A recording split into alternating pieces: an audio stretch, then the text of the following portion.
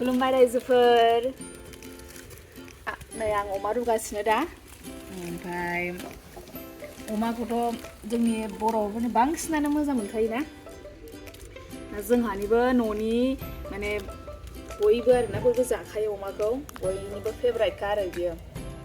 ओंखायनो जोंहा मा एभ्रि सानडे जोंनाथ' जायगायावहाय मा सानडेयावहाय हाथाय जायोना ओमफ्राय बे एभ्रि सानडे जोंहा अमा बेदरखौ जाखायो आरोना ओमफ्राय बायदिसिना आइटेमजों जायो आलदा आलदा रोखोमनि जायो बेखायनो आङो मा सानदोंखि नोंथांमोनजों बेखौनो शेयार खालामलांगोन एभ्रि सानडे माने मिनि ब्लग होगोन आङो नोंथांमोननि सेरावहाय लाबोगोन माने जोंहा अमा बेदरखौ मा आइटेमजों जाखो दिनै आरो बेबायदिनो माने एभ्रि सानडे फिसा फिसा ब्लग खालि अमा बेदरनिल' आरोना अमा बेदरखौ बायदिसिना आइटेमजों जानाय दा आङो अमाखौहाय मैलाखौ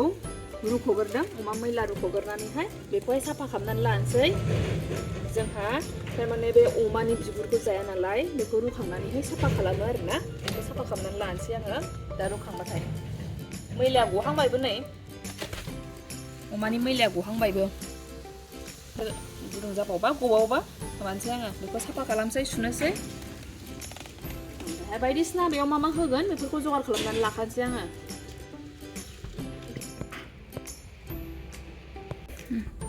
नै मैलाया बेखौ सुनानै लानोसै आङो नै सुनानै लाखाबाय आङो अमाखौबो नै साफा खालामनानै लाखाबाय बे मेजेमा बेनि बिगुरा बेखौबो साफा खालामनानै लाखाबाय ओमफ्रायहाय मा होनांगौ बेखौबो रेडि खालामजोबखाबाय आङो नै गासिबो बारा जेबो गैया नै बेयावहाय बानलु सामब्राम गुफुर ओमफ्रायहाय हाइजें देनाय दङ नै बिसोरो जिरा मस्ला ओमफ्राय पासफुरन हालदै संख्रि ओमफ्राय नैबे नै बानलु गोराननि गुन्द्रा ओमफ्राय आङोथ' थाव होआ बेयावहाय थाव होला आङो ओमफ्राय बे मेजेमखौनो बे साराय गुदुं जाखाबायना बेयावहाय हरसै आं साराय गुदुङाव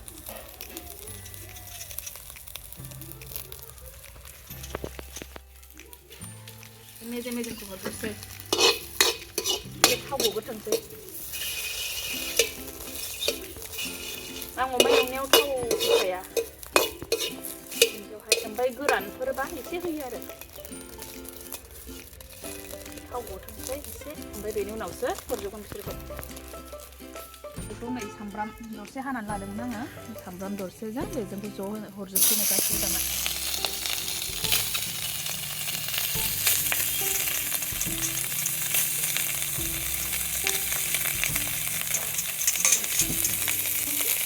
ओमफ्राय बिदिनो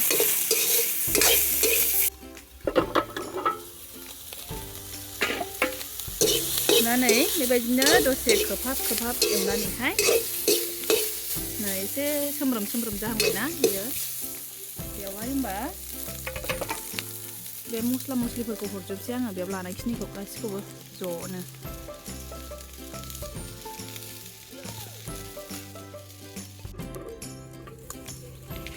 नै बिदिनो एवनानै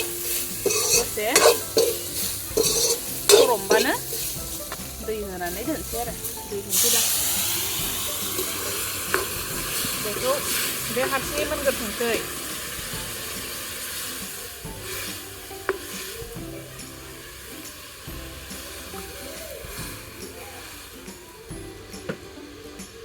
दा मोनथोंसै बियो होमबा बेखौहाय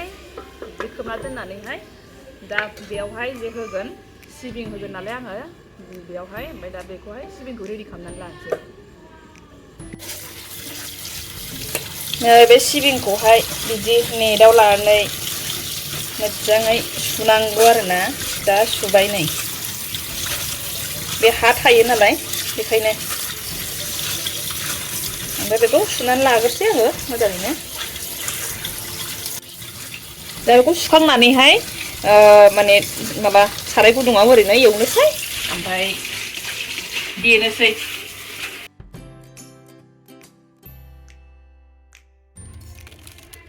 एवनानै लाबाय स्रेमनो आङो देनोसै मोजाङै गोरान माने बांद्राय गोबावबो एवजाया खामो गोखा जायो ओंखायनो मोजाङै बे थेब होनजासे आरो थिफुजासे एवबाय जाबायबो बेखौ देनानै लानोसै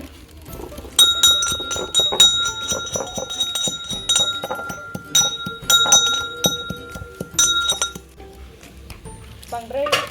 गेब्लेहोजोबासै देरोम देबाय ओमफ्राय नै बेदरनि दैयाबो रानखाबाय ओमफ्राय बेयावनो हरसै बे राननायावनो नायनोसै र' आखाइजों हरसै मिलौलायसिगोन जाफेरबाय नामा नोंथांमोनाबो बेबायदि सिबिंजों अमाजों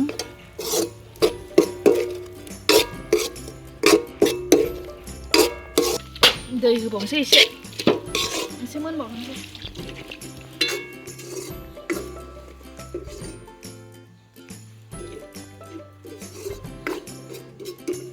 एसे दै होनानै फोमोनबावसै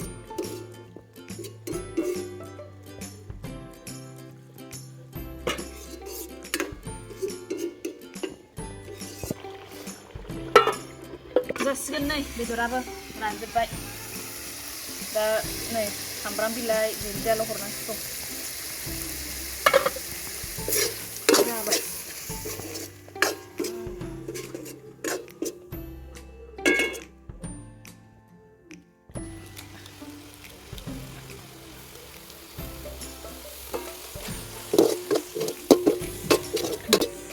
मोदोमजोबखाबाय गोग्गोमनो गोग्गोम साइज जाबाय गोथावनो दाना जानोसै ओंखाम जाग्राफ्रा ना दङ आइटेमा मैद्रु ओमफ्राय नै ना फ्राय गाइखेर दाखा ओमफ्राय लाफा नै थाइबें खाजि माबा सालाद ओमफ्राय नै बे बेदरा र' जानानै नोंथांमोननो खिन्थानोसै आङो माबायदि मोनदों बिराद गोथाव जाखादों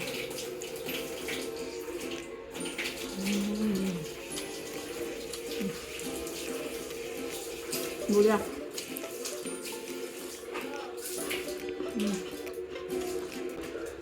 नोंथांमोना बेबायदि पर्क थालि एभ्रि सानडे फिसा फिसा ब्लग नोंथांमोना नुनो मोनगोन आंनि अननानै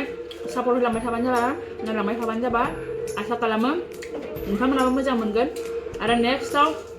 आङो अमा बेदरखौ माजों जागोन नोंथांमोनाबो साजेस्ट खालामहरनो हागोन आरो आङो नेक्स्टआव आरोबाव गोदान मोनसे आइटेमजों आरो अमा बेदरखौ संनानै नोंथांमोननो शेयार खालामलांगोन होमबा एसेनोसै थेंक इउ फर वाचिं